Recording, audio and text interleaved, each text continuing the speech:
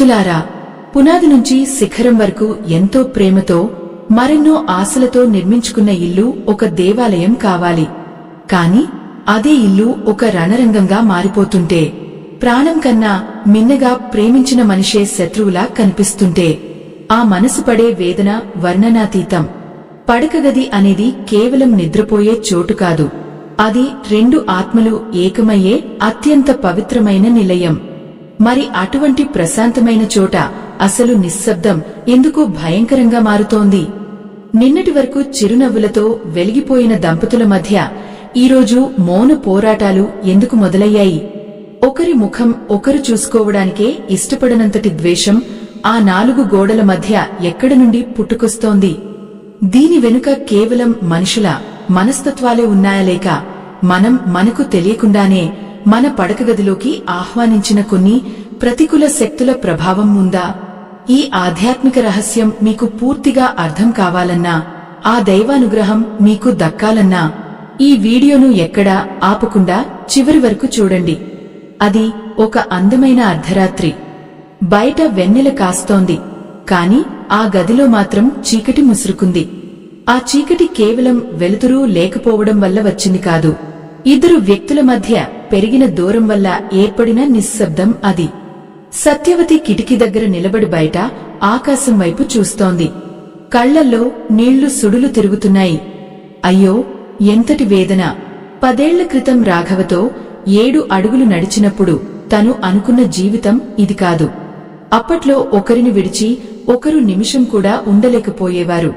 కాని ఇప్పుడు ఒకే మంచం మీద ఉన్న వారి మధ్య కొన్ని వేల మైళ్ల దూరం ఉన్నట్లు అనిపిస్తోంది. రాఘవ పక్కకు తిరిగి పడుకున్నాడు. అతని నిశ్వాసలో కోపం ఉందో బాధ ఉందో అర్థం కావడం లేదు. అసలు మా మధ్య గొడవ ఎందుకు మొదలైంది అని సత్యవతి తనను తాను ప్రశ్నించుకుంటోంది. చిన్న చిన్న విషయాలకే పెద్ద పెద్ద యుద్ధాలు జరుగుతున్నాయి. మాట మీద మాట పెరుగుతోంది. మనసులు ముక్కలవుతున్నాయి. సత్యవతి తన కళ్లను తుడుచుకుంటూ గదివైపు ఒకసారి చూసింది. ఆ గదిని తను ఎంతో ఇష్టపడి అలంకరించుకుంది.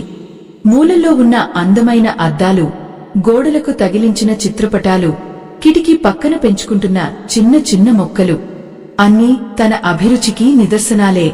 కాని ఆ అలంకరణలే వారి జీవితాల్లోని అశాంతికి కారణమని ఆమెకు అప్పుడు తెలియదు.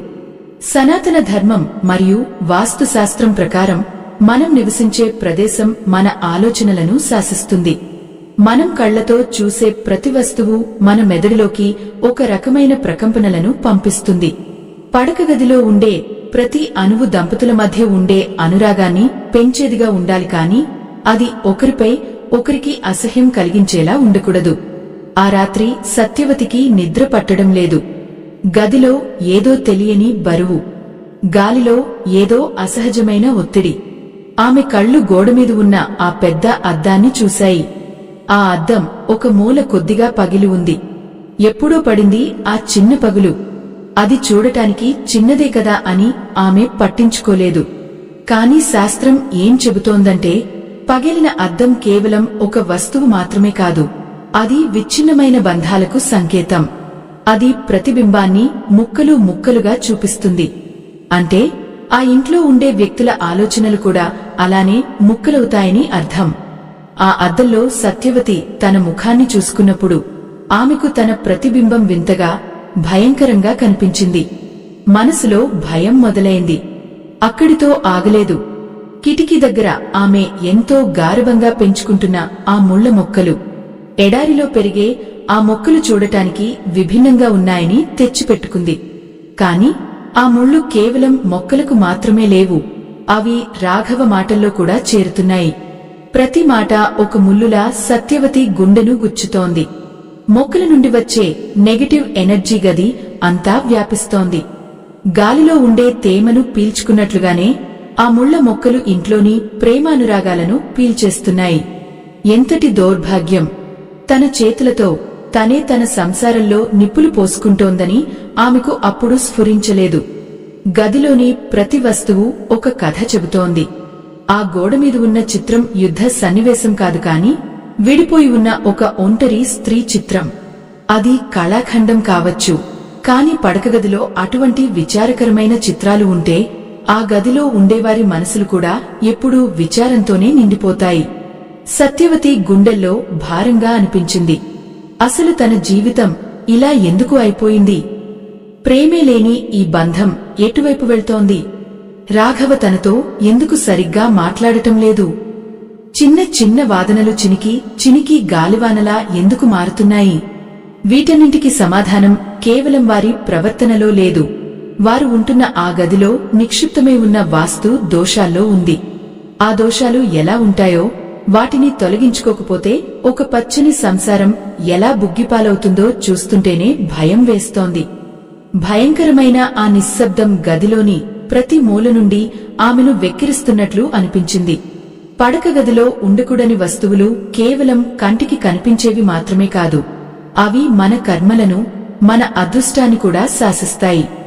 సత్యవతి మెల్లగా మంచం అంచున కూర్చుని మంచం కింద ఉన్న ఖాళీ వైపు చూసింది. అక్కడ పాత పెట్టెలు, వాడకుండా పడేసిన ఇనుప సామాగ్రి, విరిగిపోయిన చెప్పులు అన్నీ పేరుకుపోయి ఉన్నాయి. మనకు తెలియకుండానే మనం చేసే అతిపెద్ద తప్పు ఇదే. పడక గదిలో మంచం కింద చెత్తాచెదారం ఉంచడం అంటే మన జీవితంలోకి ప్రశాంతత రాకుండా మనమే అడ్డుకట్ట వేసుకోవడం. మంచం కింద ఉండే ఆ అస్తవ్యస్తమైన వస్తువులు నిద్రావస్థలో ఉన్న మన ఉపచేతన మనసుపై అపరమైన ఒత్తిడిని కలిగిస్తాయి. ఫలితంగా అనవసరమైన భయాలు, పీడకలలు, మరుసటి రోజు ఉదయం నిద్రలేవగానే తెలియని చిరాకు మనల్ని వెంటాడుతాయి. అయ్యో, నిద్రలోనే ప్రశాంతత లేనప్పుడు ఇక మేల్కొన్న తర్వాత ఆలుమగల మధ్య అనురాగం ఎలా ఉంటుంది? సత్యవతి మనసు గతంలోకి వెళ్ళింది. 6 ఏళ్ల క్రితం ఇదే గది ఎంత కళకళలాడేది. కాని ఇప్పుడు ఆ గోడల రంగు వెలిసిపోయింది. గది మూలల్లో సాలెగూళ్లు అన్నీ ఒక రకమైన దారిద్ర్యాన్ని సూచిస్తున్నాయి. సరిగ్గా అదే సమయంలో ఆమె చూపు గది మూలన ఉన్న ఒక పాత విద్యుత్ పరికరం మీద పడింది. అది ఎప్పుడో పాడైపోయిన రేడియో. దాన్ని బాగు చేయించును లేదు, అలాగని బయటపడేయనూ లేదు. వాస్తుశాస్త్రం ప్రకారం పాడైపోయిన విద్యుత్ వస్తువులు ఇంట్లో ఉండటం వల్ల రాహు ప్రభావం పెరుగుతుంది. రాహువు అంటేనే గందరగోళం, భ్రమ, అనవసరమైన గొడవలు. ఆ పాడైపోయిన వస్తువుల నుండి వెలువడే ప్రతికూల తరంగాలు ఆ దంపతుల ఆలోచనలను కలుషితం చేస్తున్నాయి. ఒకరి మీద ఒకరికి నమ్మకం పోయేలా చేస్తున్నాయి. ఎంతటి వేదన! తన సంసారం ఇలా ముక్కలవడానికి తను ఇష్టపడి తెచ్చుకున్న ఈ వస్తువులే కారణమా అని తలుచుకుంటేనే ఆమె గుండె తరుక్కుపోతోంది. ఆమె మెల్లగా లేచి రాఘవ వైపు చూసింది. అతనుగాఘ నిద్రలో ఉన్నాడు, కాని అతని ముఖంలో ఏదో ఆవేదన. నిద్రలో కూడా అతని నుదుటి మీద చిట్లించిన రేఖలు కనిపిస్తున్నాయి. బహుశా అతనికి కూడా ప్రశాంతత లేదేమో. ఆ గదిలో ఉన్న మరో వస్తువు ఆమెను ఆకర్షించింది. అది వారిద్దరూ కలిసి దిగిన వివాహ ఫోటో. ఆ ఫోటో ఫ్రేమ్కు ఉన్న అద్దం ఒక మూల స్వల్పంగా పగిలి ఉంది. పగిలిన అద్దాలు లేదా పగుళ్లు ఉన్న వస్తువులను పడకగదిలో ఉంచడం అంటే ఆ బంధంలో చీలికలు రావాలని కోరుకోవడమే. ఆ పగులు గుండా ప్రతిబింబించే కాంతి ఆ దంపతుల మధ్య అగాధాన్ని పెంచుతుంది. ఒకప్పుడు ఒకరి కళ్లలోకి ఒకరు చూసుకుంటే లోకం మరిచిపోయేవారు. కాని ఇప్పుడు ఒకరి ముఖం ఒకరు చూసుకోవడానికి ఆ పగిలిన అద్దమే అడ్డుపడుతోంది. సత్యవతికి తన తల్లి మాటలు గుర్తొచ్చాయి. అమ్మా, ఇల్లు అంటే 4 గోడలు కాదు, అది ఒక దేవాలయం. అక్కడ ఏ వస్తువు ఎక్కడ ఉండాలో అక్కడే ఉండాలి అని చెప్పేది. కాని తను ఆధునికత పేరుతో, సోమరితనంతో ఇంటిని ఎలా మార్చేసింది? పడక గదిలో నీటికి సంబంధించిన చిత్రపటాలు కాని, చిన్న చిన్న నీటి బుగ్గలు కాని ఉండకూడదని పెద్దలు చెబుతారు. నీరు ప్రవహిస్తూ ఉంటుంది, అది మనశ్శాంతిని కూడా అలానే ప్రవహించి బయటకు పంపేస్తుంది. సత్యవతి తన గదిలో ఉన్న ఆ చిన్న అలంకారపు నీటి బుగ్గ వైపు చూసింది. అది అలంకారానికి బాగుండవచ్చు, కాని అది దంపతుల మధ్య స్థిరత్వం లేకుండా చేస్తోంది. మనసు అశాంతితో కొట్టుమిట్టాడుతోంది. అడుగు తీసి అడుగు వేయలేని పరిస్థితి. గదిలో గాలి కూడా భారంగా మారింది. కిటికీలు మూసి ఉన్నాయి. లోపల గాలి బయటకు వెళ్లదు, బయటి ప్రాణవాయువు లోపలికి రాదు. పడక గదిలో గాలి వెలుతురు సరిగ్గా లేకపోతే అక్కడ ప్రతికూల శక్తి తిష్టవేసుకుని కూర్చుంటుంది. సత్యవతి మెల్లగా వెళ్లి కిటికీ తలుపులు తీసింది.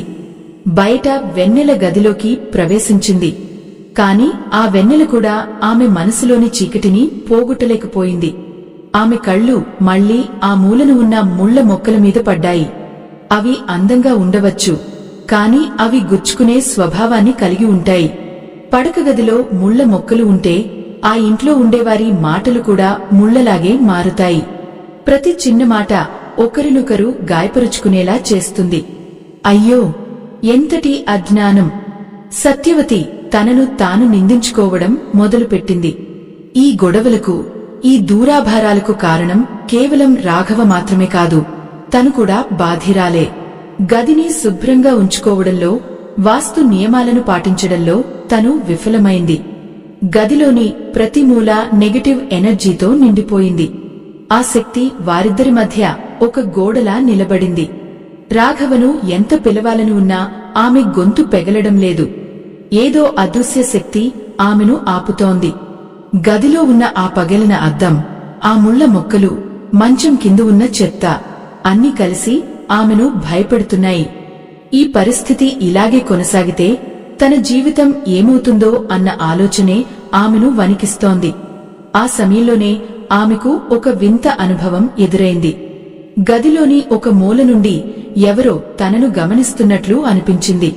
అక్కడ ఎవరూ లేరు, కాని ఏదో ఒక ఛాయ, ఏదో ఒక ప్రతికూల రూపం అక్కడ ఉన్నట్లు ఆమెకు స్ఫురించింది. అది కేవలం ఆమె భ్రమ అని కొట్టిపరేయలేనంత బలంగా ఉంది ఆ అనుభూతి. మన ఇంట్లో ఉండే వస్తువులే మనకు రక్షగా ఉండాలి, కాని అవే మనకు శత్రువులుగా మారితే అంతకన్నా దౌర్భాగ్యం ఇంకొకటి ఉండదు. సత్యవతి కళ్ళు ఆ గదిలోని ప్రతి వస్తువును పరీక్షగా చూడటం మొదలుపెట్టాయి. ఇంకా ఏమేమి ఉన్నాయి ఈ గదిలో? తన జీవితాన్ని నాశనం చేస్తున్న ఆ రహస్యాలేమిటి? ఆ వస్తువులను తొలగిస్తే తన రాఘవ మళ్లీ తన దగ్గరకు వస్తాడా? వారి మధ్య మళ్లీ ఆ పాత ప్రేమ చిగురిస్తుందా? ఈ ప్రశ్నలన్నీ ఆమె మెదడును తొలిచేస్తున్నాయి. బయట కోయిల కూస్తోంది, కాని ఆ కూత సత్యవతికి ఒక హెచ్చరికలా వినిపించింది. కాలం మించిపోకముందే మేల్కోవాలని, తన గదిని, తన జీవితాన్ని సరిదిద్దుకోవాలని ప్రకృతి ఆమెకు చెబుతున్నట్లు అనిపించింది. కాని ఆ మార్పు ఎలా మొదలుపెట్టాలి? ఎక్కడి నుండి ప్రారంభించాలి? రాఘవ నిద్రలేవకముందే తను ఏదో ఒకటి చేయాలి. లేదంటే రేపు ఉదయం మళ్లీ అదే మౌనం, అదే ద్వేషం, అదే నరకం. సత్యవతి కన్నీళ్లు తుడుచుకుని గట్టిగా నిర్ణయించుకుంది. ఈ రాత్రికి రాత్రే ఈ గదిలోని ప్రతికూలతను తరిమికొట్టాలని. కాని ఆమెకు తెలియని విషయం ఏమిటంటే ఆ గదిలో కేవలం వస్తువులు మాత్రమే లేవు. సంవత్సరాలుగా పేరుకుపోయిన కొన్ని రహస్య శక్తులు కూడా ఉన్నాయి. అవి ఆమెను అంత తేలికగా వదలవు. ఆ అదృశ్య శక్తి ఆమెను కదలనివ్వకుండా కట్టేస్తున్నట్లు అనిపించింది. గదిలో వెలుతురు ఉన్నా, మనసులో చీకటి కమ్ముకున్నప్పుడు ప్రతి చిన్న వస్తువు కూడా ఒక భూతంలా కనిపిస్తుంది. సత్యవతి వణుకుతున్న చేతులతో గోడవైపు ఉన్న ఆ పాత చిత్రపటం దగ్గరకు వెళ్ళింది. అది ఒక గొప్ప చిత్రకారుడు గీసిన యుద్ధ దృశ్యం. రక్తం చిందిన నేల, విరిగిపోయిన రథాలు, హాహాకారాలు చేస్తున్న సైనికులు. ఆ చిత్రంలో ఉన్న కళను చూసి ఆమె మురిసిపోయింది. కాని అది తన పడకగదిలో ఉండటం వల్ల కలిగే నష్టాన్ని గ్రహించలేకపోయింది. వాస్తుశాస్త్రం ప్రకారం పడకగదిలో యుద్ధాలు, హింస, ఏడుపు లేదా ఒంటరితనాన్ని ప్రతిబింబించే చిత్రపటాలు ఉండకూడదు. అవి మన మస్తిష్కంలో తెలియకుండానే ఆగ్రహాన్ని, అసహనాన్ని నింపుతాయి. అయ్యో, నిరంతరం కళ్ల ముందు అశాంతిని ఉంచుకుని మనసులో ప్రశాంతతను ఎలా ఆశించగలం? ఆ యుద్ధ చిత్రం నుండి వెలువడే ఉద్రిక్తతలు ఆ దంపతుల మధ్య నిత్యం పోరాటాలు జరిగేలా చేస్తున్నాయి. ప్రతి చిన్న విషయంపై ఒకరితో ఒకరు యుద్ధం చేసుకోవడానికి ఆ వస్తువే ప్రేరణనిస్తోంది. సత్యవతి కన్నీళ్లు ధారలుగా కారుతున్నాయి. తన గదిని తనే నరకంలా మార్చుకున్నానని ఆమెకు ఇప్పుడు అర్థమవుతోంది. ఆమె చూపు మెల్లగా పక్కనే ఉన్న పాత అలమర వైపు మళ్ళింది. ఆ అలమరపైన ఒక గడియారం ఉంది. అది ఆగిపోయి చాలా కాలమైంది. ఆగిపోయిన గడియారం అంటే ఆ ఇంట్లో కాలం స్తంభించిపోయిందని అర్థం. అదృష్టం ముందుకు సాగదు, అభివృద్ధి కుంటుపడుతుంది. ముఖ్యంగా దంపతుల మధ్య ప్రేమ కూడా ఆ ఆగిపోయిన ముల్లులాగే నిలిచిపోతుంది. ఎంతటి వేదన! ప్రాణం లేని ఆ గడియారం తన ప్రాణమైన బంధాన్ని ఎలా చిదిమేస్తోందో తలచుకుంటే ఆమెకు దుంహకం ఆగడం లేదు. ఆ గదిలోని గాలి కూడా ఇప్పుడు ఆమెకు ఊపిరి ఆడనివ్వడం లేదు. సనాతన ధర్మాన్ని కాపాడే ఈ మహాయజ్ఞంలో మీ వంతు సాయాన్ని వీడియో చివర్లో ఉన్న స్కానర్ ద్వారా అందించి భగవంతుని ఆశీస్సులు పొందండి. ఎందుకంటే మనమిచ్చే ప్రతి చిన్న సాయం ధర్మ రక్షణలో ఒక గొప్ప అడుగు అవుతుంది. సత్యవతి మెల్లగా ఆ గడియారాన్ని తన చేతుల్లోకి తీసుకుంది. అది చాలా బరువుగా అనిపించింది. కేవలం ఇనుము బరువు కాదు, అందులో పేరుకుపోయిన ప్రతికూలత ఆమెను క్రంగదీస్తోంది. మన చుట్టూ ఉండే వస్తువులకు ప్రాణం ఉండకపోవచ్చు, కాని వాటికి శక్తి ఉంటుంది. ఆ శక్తి మనపై సానుకూల ప్రభావం చూపవచ్చు లేదా మనల్ని సర్వనాశనం చేయవచ్చు. ఆ గదిలో ఉన్న పగిలిన అద్దం నుండి వస్తున్న కాంతి పరావర్తనం ఆమె కళ్లను కొడుతోంది. ఆ పగుళ్లలో ఆమెకు తన జీవితం ముక్కలేన దృశ్యం కనిపిస్తోంది. ఒకప్పుడు ఎంతో అందంగా ఉన్న తన ముఖం ఇప్పుడు కన్నీళ్లతో, నిస్సహాయతతో నిండిపోయింది. ఆ పగుళ్లు కేవలం అద్దానికే కాదు, ఆమె ఆత్మకు కూడా ఏర్పడ్డాయి. అప్పుడే ఆమెకు మంచం పక్కన ఉన్న ఆ ఎండిపోయిన పూల గుర్తుకొచ్చింది. వారాల క్రితం రాఘవ తెచ్చిన గులాబీలు అవి. ఇప్పుడు అవి వాడిపోయి నల్లగా మారిపోయాయి. వాడిపోయిన పూలు పడకగదిలో ఉండటం వల్ల మృత్యువుకు సమానమైన శక్తి ఆవరిస్తుంది. అవి దంపతుల మధ్య ఉన్న సజీవమైన ప్రేమను నిర్జీవంగా మారుస్తాయి. సత్యవతి ఆ పూలను ముట్టుకోగానే అవి పొడిపొడిగా రాలిపోయాయి. ఆ రాలిపోయిన రేకుల్లాగే తన జీవితం కూడా మట్టిలో కలిసిపోతుందా అని ఆమె భయపడింది. అయ్యో, ఇంతటి నిర్లక్ష్యం ఎందుకు వహించింది? తన సంసారాన్ని కాపాడుకోవాల్సిన బాధ్యత తనది కాదా? రాఘవను నిందించడం ఎంతవరకు సబబు? ఆమె మనసు ఇప్పుడు ఒక రణరంగంలా మారింది. ఒకవైపు తను చేసిన పొరపాట్ల పట్ల పశ్చాత్తాపం, మరోవైపు ఈ వస్తువులను వెంటనే బయట పారేయాలన్న ఆతృత. కాని ఆ గదిలో ఏదో ఒక శక్తి ఆమెను కదలనివ్వడం లేదు. ఆమె పాదాలు నేలకు అతుక్కుపోయినట్లు ఉన్నాయి. గదిలోని చీకటి మూలల నుండి ఎవరో తనను హెచ్చరిస్తున్నట్లు, పరిహసిస్తున్నట్లు ఆమెకు అనిపిస్తోంది. ఆ మూలల్లో పేరుకుపోయిన బూజు, ధూళి అన్నీ కలిసి ఆమెను భయపెడుతున్నాయి. పడకగదిలో శుభ్రత లేకపోతే లక్ష్మీదేవి ఆ ఇంట్లో అడుగుపెట్టదు. లక్ష్మి లేని చోట ప్రశాంతత ఉండదు. కేవలం దారిద్ర్యం మరియు కలహాలు మాత్రమే ఉంటాయి. సత్యవతి తన చేతులతో తన ముఖాన్ని కప్పుకుని వెక్కి వెక్కి ఏడ్చింది.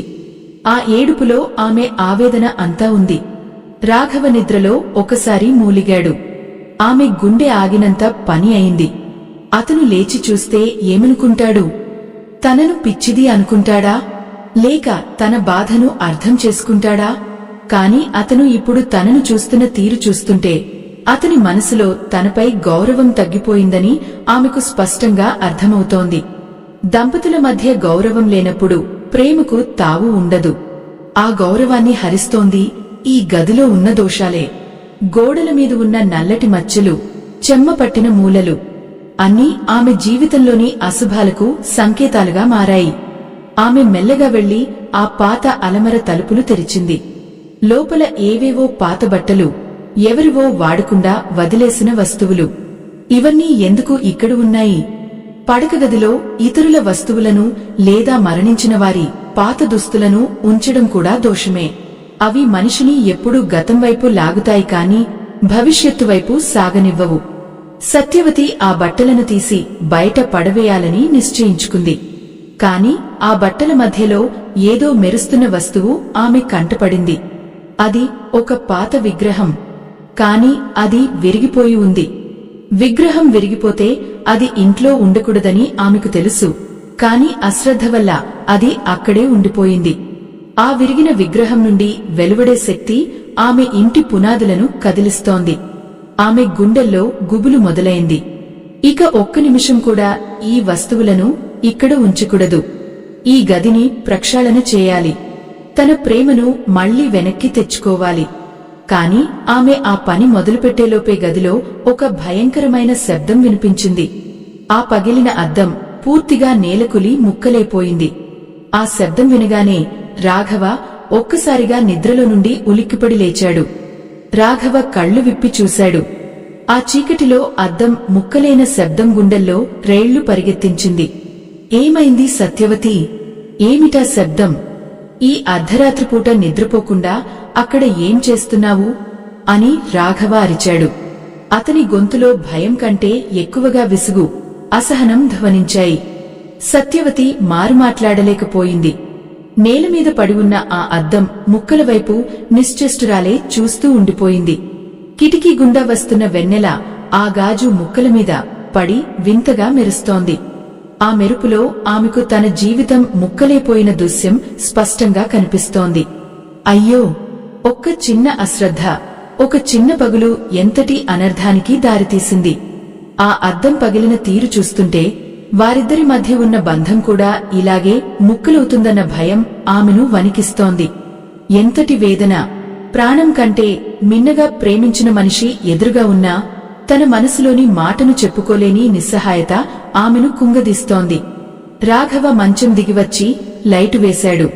ఒక్కసారిగా గది అంతా వెలుగు నిండింది. కాని ఆ వెలుగువారి మనసుల్లోని చీకటిని ఏమాత్రం తగ్గించలేకపోయింది. అద్దం పగిలిపోయింది రాఘవ. మన వివాహ ఫోటో మీద ఉన్న అద్దం ముక్కలైపోయింది అని సత్యవతి తడబడుతున్న గొంతుతో చెప్పింది. రాఘవ ఆ ముక్కల వైపు చూసి ఒక్క నిమిషం మౌనంగా ఉండిపోయాడు. అతని కళ్లలో ఏదో తెలియని బాధ మెరిసింది. కాని మరుక్షణమే దాన్ని కప్పిపుచ్చుకుంటూ, అందుకే చెప్పాను, పాత వస్తువులను, పనికిరాని సామాన్లను గదిలో పెట్టుకోవద్దని. అసలు ఈ గదిని నువ్వు ఒక పాత సామాన్ల కొట్టులా మార్చేశావు అని కరుకుగా అన్నాడు.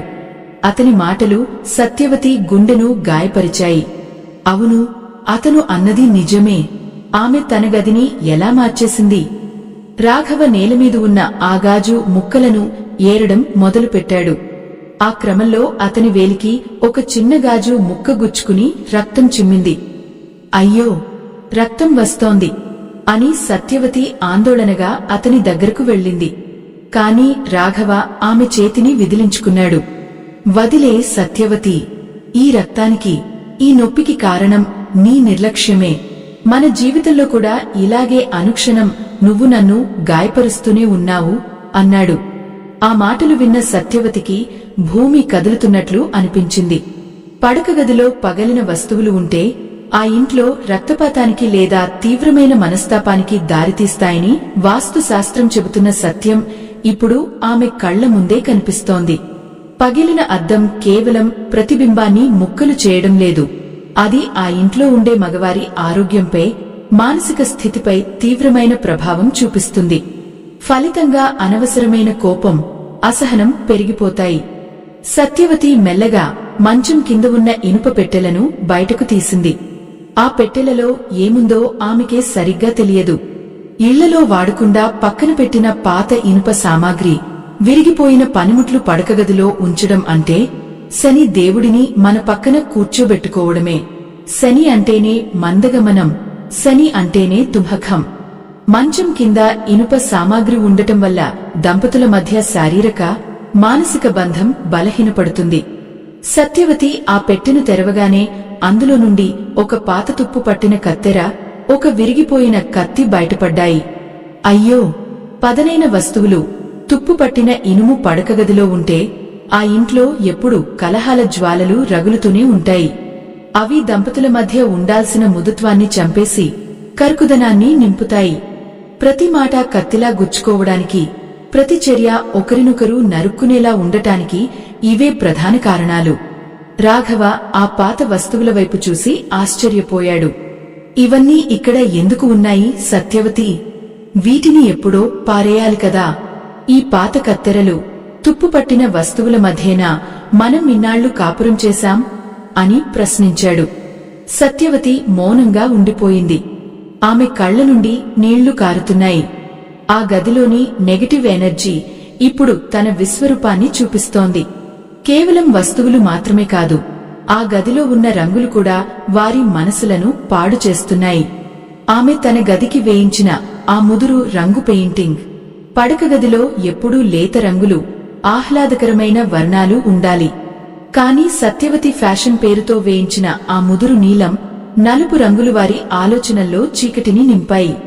చీకటి అంటేనే రహస్యాలు, చీకటి అంటేనే అనుమానాలు. ఒకరిపై ఒకరికి అనుమానం పెరగడానికి ఆ రంగులు కూడా ఒక కారణమని ఆమెకు అప్పుడు స్ఫురించింది. గదిలో ఉన్న ఆ ముళ్ల మొక్కల నుండి వచ్చే వాసన ఇప్పుడు ఆమెకు వికారంగా అనిపిస్తోంది. ఆ మొక్కల ముళ్ళు కేవలం బయటకు కనిపించేవి మాత్రమే కాదు, అవి ఆ గదిలోని గాలిని కూడా విషపూరితం చేస్తున్నాయి. ప్రతి శ్వాసలోనూ ఒక రకమైన అశాంతి, ప్రతి క్షణంలోనూ ఒక రకమైన భయం. సత్యవతి మెల్లగా ఆ మొక్కలను తీసుకుని కిటికీ బయట పడవేయాలని ప్రయత్నించింది. కాని ఆమె చేతికి కూడా ఆ ముళ్ళు గుచ్చుకున్నాయి. ఎంతటి విధి వైపరీత్యం! తను ప్రేమగా పెంచుకున్న మొక్కలే తనను గాయపరుస్తున్నాయి. పడకగదిలో కాక్టస్ లేదా పాలు వచ్చే మొక్కలను ఉంచడం వల్ల సంతాన సమస్యలు, దంపతుల మధ్య దూరం పెరుగుతాయని పెద్దలు చెప్పిన మాటలు ఆమె చెవుల్లో మారుమోగుతున్నాయి. రాఘవ మళ్లీ మంచం మీద కూర్చున్నాడు. కాని ఈసారి అతని ముఖంలో కోపం లేదు, ఒక రకమైన శూన్యం ఉంది. ఆ శూన్యం కోపం కంటే భయంకరమైనది. సత్యవతి, మన మధ్య ప్రేమ ఎక్కడో తప్పిపోయింది. మనం ఒకే గదిలో ఉన్నా ఇద్దరు అపరిచితులం అయిపోయాం. బహుశా నువ్వు చెప్పే ఈ వాస్తుదోషాలే మనల్ని ఇలా మార్చాయేమో అన్నాడు అతను నెమ్మదిగా. అతని గొంతులో ఉన్న ఆ నిరాశ సత్యవతి గుండెను పిండేసింది. అవును, వారు ఉంటున్న ఈ గది ఒక నిలయంలా లేదు, అది ఒక చెరసాలలా మారిపోయింది. ఆ చెరసాల నుండి బయటపడాలంటే కేవలం వస్తువులను తీసిపరేస్తే సరిపోదు, ఆ వస్తువులతో పాటు పెరిగిన విద్వేషాన్ని కూడా తుడిచిపెట్టాలి. కాని అది సాధ్యమేనా? గదిలో ఉన్న ఆగిపోయిన గడియారం మళ్లీ టిక్కు టిక్కుమని తిరుగుతుందా? ముక్కలైన ఆ అద్దం మళ్లీ అతకగలదా? సత్యవతికి ఆ క్షణంలో గది మూలలో మళ్లీ ఆ నీడ కనిపించింది. ఈసారి అది మరింత స్పష్టంగా ఉంది. ఆ నీడ కేవలం ఒక ఆకారం కాదు, అది వారి పడకగదిలో పేరుకుపోయిన నెగటివ్ ఎనర్జీ యొక్క రాశి. అది వారిని విడదీయడానికి చూస్తోంది. సత్యవతి గట్టిగా దేవుడిని తలచుకుంది. ఆ సమయంలోనే ఆమెకు గోడ వెనుక ఉన్న ఒక పాత రంధ్రం కనిపించింది. ఆ రంధ్రం నుండి సన్నని గాలి లోపలికి వస్తోంది. కాని ఆ గాలి వెచ్చగా లేదు, అది చలిని పుట్టిస్తోంది. గోడలకు పగుళ్లు ఉండటం లేదా గోడల నుండి సున్నం రాలిపోవడం దారిద్ర్యానికి సంకేతం. పడకగదిలో గోడలు ఎంత పటిష్టంగా ఉంటే ఆ బంధం కూడా అంత పటిష్టంగా ఉంటుంది. కాని వారి గదిలో గోడలు శిథిలమవుతున్నాయి అంటే వారి బంధం కూడా కుప్పకూలిపోవడానికి సిద్ధంగా ఉందని అర్థమా? సత్యవతి మనసులో భయం ముదిరిపోయింది. ఇక ఆలస్యం చేస్తే సర్వం నాశనమైపోతుందని ఆమెకు అర్థమైంది. కాని ఆ ప్రక్షాళన ఎలా మొదలుపెట్టాలి? ఆ గదిలో ఇంకా ఏ రహస్యాలు దాగి ఉన్నాయి? వాటిని వెలికితీయకపోతే ఆమె జీవితం ఏ తీరానికి చేరుతుంది? ఆ గదిలోని చీకటి మూలల నుండి వెలువడుతున్న ఆ వింతైన శబ్దాలు, ఆ అదృశ్య ఛాయలు సత్యవతిని ఉక్కిరిబిక్కిరి చేస్తున్నాయి. గోడ పగుళ్ల నుండి వస్తున్న ఆ చల్లని గాలి ఆమె శరీరంలో వణుకు పుట్టిస్తోంది. రాఘవ లేచి నిలబడి గది మధ్యలో చిందరవందరగా పడి ఉన్న ఆ అద్దం ముక్కలను, పాత వస్తువులను చూస్తూ నిట్టూర్చాడు. ఆ నిట్టూర్పులో 1000 ఏనుగుల బరువు ఉన్నట్లు అనిపించింది. సత్యవతి వణుకుతున్న చేతులతో మంచం పక్కన ఉన్న చిన్న అలమరను తెరిచింది. అక్కడ ఏమున్నాయో చూసి ఆమె గుండె ఆగినంత పని అయింది. సంవత్సరాల క్రితం వాడి పారేయాల్సిన పాతమందుల సీసాలు, కాలం చెల్లిపోయిన మాత్రల కవర్లు అక్కడ కుప్పలుగా ఉన్నాయి. పడకగదిలో మందులు ఉంచడం అంటే ఆ ఇంట్లో అనారోగ్యాన్ని శాశ్వతంగా ఆహ్వానించడమే. మందులు ఎప్పుడూ రోగాన్ని గుర్తు చేస్తాయి తప్ప ఆరోగ్యాన్ని కాదు. మన ఉపచేతన మనసు ఆ మందులను చూసిన ప్రతిసారి మనల్ని బలహీనులుగా మారుస్తుంది. అయ్యో, ఎంతటి అజ్ఞానం! రోగాలు, నొప్పులు ఉన్న చోట రతి సుఖం ఎలా ఉంటుంది? అనురాగం ఎలా చిగురిస్తుంది? సత్యవతి ఆ మందుల సీసాలను ఒక్కొక్కటిగా తీసి బయట పడవేయడం మొదలుపెట్టింది. ఆ సమయంలోనే ఆమెకు ఆ అలమర అడుగున ఒక పాత ఇనుప తునక కనిపించింది. అది ఎందుకు అక్కడ ఉందో ఆమెకు గుర్తులేదు. బహుశా ఏదో మరమ్మత్తు కోసం తెచ్చి అలా వదిలేసి ఉంటుంది. పడకగదిలో పదునైన ఇనుప వస్తువులు, తుప్పుపట్టిన పనిముట్లు ఉండటం వల్ల ఆ దంపతుల మధ్య మాటల యుద్ధం తీవ్రమవుతుంది. ఆ ఇనుము నుండి వెలువడే అయస్కాంత వికర్షణ శక్తి వారిద్దరినీ ఒకరికొకరు దూరం చేస్తుంది. రాఘవ ఆమె దగ్గరకు వచ్చి, సత్యవతి, ఈ చెత్త అంతా ఇన్నాళ్లుగా మనతోనే ఉందా? మన ప్రశాంతతను ఇవేనా హరిస్తున్నది అని అడిగాడు. అతని గొంతులో ఇప్పుడు ఆగ్రహం లేదు, కేవలం ఒక తీరని వేదన మాత్రమే ఉంది. సత్యవతి ఏడుస్తూ అతని కాళ్లమీద పడింది. నన్ను క్షమించు రాఘవ, ఈ గదిని అందంగా మార్చాలనుకున్నాను కాని ఇలా అరిష్టాల నిలయంగా మారుస్తున్నానని తెలియలేదు అని వాపోయింది. ఆమె కన్నీళ్లు రాఘవ పాదాలను తడిపాయి. ఆ స్పర్శలో ఏదో మంత్రం ఉన్నట్లుగా అతని మనసులో ఉన్న కఠినత్వం మెల్లగా కరిగిపోవడం మొదలైంది. కాని ఆ గదిలో ఉన్న ప్రతికూల శక్తి అంత సులభంగా వారిని వదిలేలా లేదు. గది మూలలో ఉన్న ఆ పాత కుర్చీమీద కొన్ని మురికి బట్టలు పడి ఉన్నాయి. ఉతికిన బట్టలు, మురికి బట్టలు కలిపి పడకగదిలో ఉంచడం వల్ల అక్కడ ఉన్న ప్రాణశక్తి కలుషితం అవుతుంది. మురికి బట్టలు నెగటివ్ ఎనర్జీని పీల్చుకుంటాయి. ఆ కుర్చీలో కూర్చున్నప్పుడు మనసులో తెలియని అసహనం కలుగుతుంది. సత్యవతి ఆ బట్టలను కూడా తీసి బయటపారేసింది. ఆమె గదిని శుభ్రం చేస్తున్న కొద్దీ గదిలో ఉన్న ఆ భారమైన వాతావరణం మెల్లమెల్లగా తగ్గుతున్నట్లు అనిపిస్తోంది. కాని ఇంకా ఏదో మిగిలి ఉంది. ఏదో ఒక రహస్యం ఆ గదిలోనే దాగి ఉండి వారిని వేధిస్తోంది. సత్యవతి దృష్టి ఇప్పుడు మంచం వెనుక ఉన్న గోడ వైపు మళ్ళింది. అక్కడ ఒక పాత క్యాలెండర్ వేలాడుతోంది. అది గత ఏడాదికి సంబంధించింది. ఆగిపోయిన గడియారంలాగే పాత క్యాలెండర్లు కూడా ఇంట్లో ఉండకూడదు. అవి మనల్ని గతంలోనే బంధించి ఉంచుతాయి. మనం అభివృద్ధి చెందకుండా అడ్డుపడతాయి. సత్యవతి ఆ క్యాలెండర్ను చింపి పారేస్తుండగా దాని వెనుక ఉన్న గోడపై ఒక నల్లటి మరక కనిపించింది. అది కేవలం బూజు మాత్రమే కాదు, అది తేమ వల్ల ఏర్పడిన ఒక వింత ఆకారం. ఆకారం చూస్తుంటే ఒక ఏడుస్తున్న మనిషి ముఖంలా ఉంది. వాస్తు ప్రకారం గోడలకు ఇటువంటి మరకలు ఉండటం వల్ల ఆ ఇంట్లో ఉండేవారికి మానసిక ఆందోళనలు, భయాలు కలుగుతాయి. ఎంతటి దౌర్భాగ్యం! తన కళ్ల ముందే ఇన్ని అపలక్షణాలు ఉన్నా తను చూడలేకపోయింది. రాఘవ ఆమెకు సహాయం చేయడం మొదలుపెట్టాడు. వారిద్దరూ కలిసి ఆ గదిలోని చెత్తను, పాత సామాన్లను బయటకు తరలిస్తుంటే వారి మధ్య దశాబ్దాలుగా ఉన్న ఆ మోనుపు గోడ మెల్లగా కూలిపోతున్నట్లు అనిపించింది. కాని ఆ శ్రమలో సత్యవతికి ఊపిరి తీసుకోవడం కష్టంగా మారింది. గాలిలో ఉన్న ఆ పాత ధూళి, ఆ నెగటివ్ ఎనర్జీ ఆమెను ఉక్కిరిబిక్కిరి చేస్తున్నాయి. ఆమె గుండెల్లో ఒక రకమైన నొప్పి మొదలైంది. రాఘవ, నాకు ఏదోలా ఉంది అంటూ ఆమె కింద కూలబడిపోయింది. రాఘవ ఆందోళనగా ఆమెను పట్టుకున్నాడు. సత్యవతి, ఏమైంది? నాతో మాట్లాడు అని పిలిచాడు. కాని ఆమె కళ్ళు మూతపడుతున్నాయి. గదిలోని ఆ అదృశ్య ఛాయలు ఇప్పుడు ఆమెను పూర్తిగా ఆవహించాలని చూస్తున్నాయి. ఆ గదిలోని వస్తువులను తొలగించడం ఆ శక్తులకు ఇష్టం లేదు. అవి ఆమెను అడ్డుకోవాలని చూస్తున్నాయి. రాఘవ ఆమెను మంచం మీద పడుకోబెట్టాడు. కాని ఆ మంచం మీద పడకగదికి తూర్పువైపు తలపెట్టి పడుకోకూడదని, దక్షిణం వైపు తలపెట్టి పడుకుంటేనే ప్రశాంతత ఉంటుందని అతనికి అప్పుడు స్ఫురించింది. అతను మెల్లగా సత్యవతి తలను దక్షిణం వైపుకు తిప్పాడు. ఆ చిన్న మార్పు ఆమె శ్వాసలో మార్పు తెచ్చింది. ఆమె మెల్లగా కళ్ళు తెరిచింది. రాఘవ, మనం ఈ గదిని వదిలి వెళ్ళిపోదాం. ఇక్కడ ఏదో ఉంది అని వణుకుతూ చెప్పింది. కాని రాఘవ ఆమెను ఓదార్చాడు. లేదు సత్యవతి, పారిపోవడం పరిష్కారం కాదు. ఈ అపవిత్రతను మనం ఇక్కడే అంతం చేయాలి. ఈ గదిని మళ్లీ మనం ఒక పవిత్రమైన ఆలయంలా మార్చుకోవాలి అన్నాడు. అతని మాటల్లో ఒక కొత్త ధైర్యం కనిపించింది. వారిద్దరూ కలిసి మళ్లీ పని మొదలుపెట్టారు. గదిలోని మూలమూలలా వెతికారు. మంచం కింద ఉన్న ఆ ఇనుప పెట్టెను పూర్తిగా బయటకు తీసిపారేశారు. ఆ పెట్టె వెనుక ఒక చిన్న వెండి గిన్నె కనిపించింది.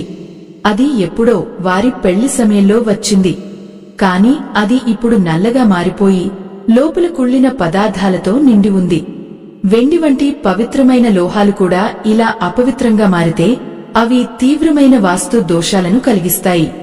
సత్యవతి ఆ గిన్నెను శుభ్రం చేసి అందులో ఉన్న కుళ్ళిన పదార్థాలను బయటపారేసింది. ఆ క్షణంలోనే గదిలో ఒక ప్రశాంతమైన గాలి వీచింది. ఆ గాలిలో ఒక రకమైన సుగంధం ఉంది. బహుశా ఆ నెగటివ్ ఎనర్జీ మెల్లగా వెనక్కి తగ్గుతోంది. కాని ప్రక్షాళన ఇంకా పూర్తి కాలేదు. గదిలో ఇంకా ఆ ముళ్ల మొక్కలు ఉన్నాయి. ఆ యుద్ధ చిత్రపటం ఉంది. వాటిని తొలగించకుండా ఈ యుద్ధం పూర్తి కాదు. సత్యవతి ఆ చిత్రపటం దగ్గరకు వెళ్ళింది. దాన్ని గోడ నుండి తీయడానికి ప్రయత్నించింది. కాని ఆ చిత్రం గోడకు అతుక్కుపోయినట్లు ఉంది. ఆమె ఎంత బలంగా లాగినా అది రావడం లేదు. రాఘవ కూడా వచ్చి సహాయం చేశాడు. ఇద్దరూ కలిసి బలంగా లాగగానే ఆ చిత్రం కింద పడిపోయింది. కాని ఆ చిత్రం వెనుక గోడలో ఒక పెద్ద రహస్య గదిలాంటి రంధ్రం బయటపడింది. ఆ రంధ్రంలో ఏముందో చూసిన సత్యవతికి నోట మాట రాలేదు. ఆమె కళ్ళు భయంతో పెద్దవయ్యాయి. అందులో ఉన్నది వారిద్దరి ఫోటోనే. కాని ఆ ఫోటో మీద ఎవరో నల్లటి గీతలు గీసి దానిని వికృతంగా మార్చారు. అది చూస్తుంటే ఎవరో వారిద్దరి మధ్య విద్వేషం పెరగాలని చేసిన క్షుద్ర ప్రయత్నంలా ఉంది. అయ్యో, ఎంతటే భయంకరమైన కుట్ర! వారి పడకగదిలోనే ఇంతటి దారుణం జరుగుతుంటే వారు గ్రహించలేకపోయారు. ఇప్పుడు ఆ ఫోటోను ఏం చేయాలి? ఆ శక్తులను ఎలా ఎదుర్కోవాలి? ఆ వికృతంగా మారిన చిత్రపటాన్ని చూడగానే సత్యవతి గుండె చెరువైపోయింది. ఎవరో తమ పచ్చని సంసారంలో నిప్పులు పోయాలని చూశారని అర్థమైంది. అయ్యో, ఎంతటి క్రూరత్వం! తమ పడకగదిలోనే తమకు తెలియకుండానే ఒక విషనాగులాంటి ద్వేషం దాగి ఉందని గ్రహించినప్పుడు ఆమె శరీరం గజగజ వణికిపోయింది. రాఘవ ఆ వికృతమైన ఫోటోను తన చేతుల్లోకి తీసుకున్నాడు. అతని కళ్లలో నీళ్లు తిరుగుతున్నాయి. సత్యవతి, మన మధ్య ఇన్నాళ్లుగా ఉన్న మౌనానికి, ఈ గొడవలకు కారణం కేవలం మనసుల మధ్య దూరం మాత్రమే కాదు, మన చుట్టూ ఉన్న ఈ అరిష్టాలు కూడా అని ఇప్పుడు అర్థమవుతోంది అన్నాడు. అతని గొంతు బొంగురుపోయింది. ఆ మాటల్లో పశ్చాత్తాపం, ప్రేమ రెండూ ఉన్నాయి. సత్యవతి ఆ చిత్రపటాన్ని తీసుకుని మంటల్లో వేయాలని నిర్ణయించుకుంది. దాన్ని ఆ గది నుండి బయటకు తీసుకెళ్లి అగ్నికి ఆహుతి చేసింది. ఆ మంటల్లో ఆ నెగటివ్ ఎనర్జీ కాలి బూడిదవుతుంటే ఆమె మనసులోని భారం కూడా కరిగిపోతున్నట్లు అనిపించింది. తిరిగి గదిలోకి వచ్చిన తర్వాత వారు ఒక్క నిమిషం కూడా ఆలస్యం చేయలేదు. ఆ ముళ్ల మొక్కలను, విరిగిపోయిన ఆ అద్దం ముక్కలను, పాత ఇనుప సామాగ్రిని అన్నింటినీ ఒక పెద్ద మూటలో కట్టి బయటపారేశారు. పడకగది అనేది కేవలం నిద్రపోయే చోటు కాదు. అది రెండు ఆత్మలు ఏకమయ్యే అత్యంత పవిత్రమైన నిలయం. అక్కడ ప్రతికూలతకు తావుండకూడదు. సత్యవతి ఒక తడి గుడ్డ తీసుకుని గది మూలల్లో ఉన్న దుమ్మును, బూజును శుభ్రం చేసింది. గది అంతా పసుపు నీళ్లు చల్లి సాంబ్రాణి ధూపం వేసింది. ఆ పొగ గదిలోని ప్రతి అణువును తాకుతుంటే అక్కడ ఉన్న పీడ అంతా వదిలిపోయినట్లు అనిపించింది. గాలిలో ఉన్న ఆ భారమైన ఒత్తిడిపోయి ఒక తెలియని తేలికదనం ఆవరించింది. రాఘవ కిటికీ తలుపులు పూర్తిగా తెరిచాడు. అప్పుడు వీచిన చల్లని గాలి సత్యవతిని హత్తుకుంది. అది మృత్యువును తెచ్చే చలి కాదు, అది ప్రాణాన్ని నింపే జీవవాయువు. రాఘవ సత్యవతి చేతులను తన చేతుల్లోకి తీసుకున్నాడు. నన్ను క్షమించు సత్యవతి, నేను నీ బాధను అర్థం చేసుకోలేకపోయాను. ఈ వస్తువులు మనల్ని ఎంతలా మార్చేశాయో కదా అన్నాడు. ఆ మాట వినగానే సత్యవతి మళ్లీ ఏడ్చేసింది. కాని ఈసారి ఆ ఏడుపులో ఆనందం ఉంది. దంపతుల మధ్య ఉండాల్సిన అసలైన బంధం మళ్లీ చిగురించింది. పడకగదిలో ఉండాల్సిన వస్తువులు కేవలం ప్రేమను, శాంతిని ప్రతిబింబించేవిగా ఉండాలి. అద్దం పగిలితే అది మన ప్రతిబింబాన్ని ముక్కలు చేస్తుంది. కాని మనసు పగిలితే అది మన జీవితాన్నే ముక్కలు చేస్తుంది.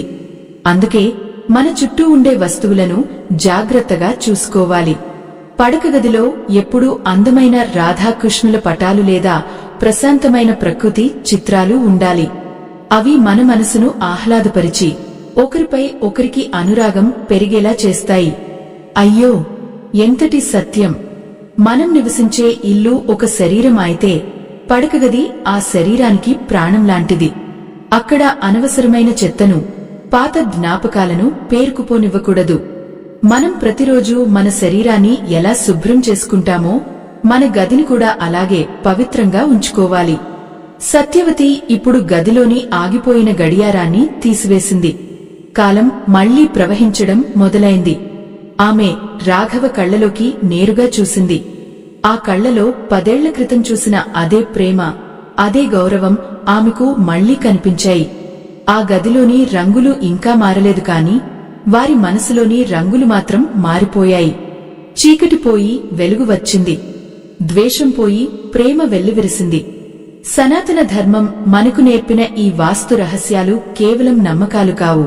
అవి మన జీవన గమనానికి దిక్సూచీలు. సనాతన ధర్మాన్ని కాపాడే ఈ మహాయజ్ఞంలో మీ వంతు సాయాన్ని వీడియో చివర్లో ఉన్న స్కానర్ ద్వారా అందించి భగవంతుని ఆశీస్సులు పొందండి. ఎందుకంటే మనం చేసే ప్రతి చిన్న ధర్మకార్యం మన వంశానికి రక్షగా నిలుస్తుంది. ఈ ప్రపంచంలో ఏ దంపతులు కూడా గొడవలు పడాలని కోరుకోరు. కానీ తెలియకుండా చేసే చిన్న చిన్న తప్పులు, నిర్లక్ష్యం చేసిన వాస్తు దోషాలు పచ్చని సంసారంలో మంటలు పెడతాయి. పడక గదిలో అలంకరణ ముఖ్యం కాదు, అక్కడ ఉండే శక్తి ముఖ్యం. ముళ్ల మొక్కల కంటే మల్లెపూల పరిమళం గొప్పది. పగిలిన అద్దాల కంటే స్వచ్ఛమైన నీటి ప్రతిబింబం గొప్పది. సత్యవతి మరియు రాఘవ ఇప్పుడు తమ గదిని మాత్రమే కాదు, తమ జీవితాలను కూడా సరిదిద్దుకున్నారు. ఆ అర్ధరాత్రి వేళ ఆ గదిలో ఇప్పుడు దేవతల ఆశీస్సులు ఉన్నట్లు అనిపిస్తోంది. బయట వినిపిస్తున్న కోయిల కూత ఇప్పుడు ఒక విజయగీతంలా వినిపిస్తోంది. మన ఇల్లు మన ప్రశాంతతకు నిలయం కావాలి. అక్కడ మనకు ఆరుట కలగాలి తప్ప ఉద్రిక్తత కాదు. ఎంతటి వేదన అనుభవించినా చివరికి సత్యం గెలిచింది. ఆధ్యాత్మిక చింతన, శాస్త్రం పట్ల అవగాహన ఉంటే ఏ సమస్యనైనా అధిగమించవచ్చని వారి జీవితం నిరూపించింది. భక్తులారా, మీరు కూడా మీ పడకగదిని ఒకసారి పరీక్షించుకోండి. అక్కడ ఏమైనా పగలిన అద్దాలు ఉన్నాయా? ఆగిపోయిన గడియారాలు ఉన్నాయా? మంచం కింద చెత్త పేరుకుపోయి ఉందా? వెంటనే వాటిని తొలగించండి. మీ జీవితాల్లోకి కూడా ప్రశాంతతను ఆహ్వానించండి. చిన్న మార్పులే పెద్ద ఫలితాలను ఇస్తాయి. మనిషి చేసే ప్రయత్నానికి దైవబలం తోడైతే ఏ శక్తి మిమ్మల్ని విడదీయలేదు. ఈ గదిలో ఇప్పుడు దీపం వెలుగుతోంది. ఆ వెలుగు నిత్యం మీ ఇంట్లో కూడా ఉండాలని కోరుకుంటూ ఈ ఆధ్యాత్మిక ప్రయాణం ఇక్కడితో ముగిసిపోయింది. స్వస్తి.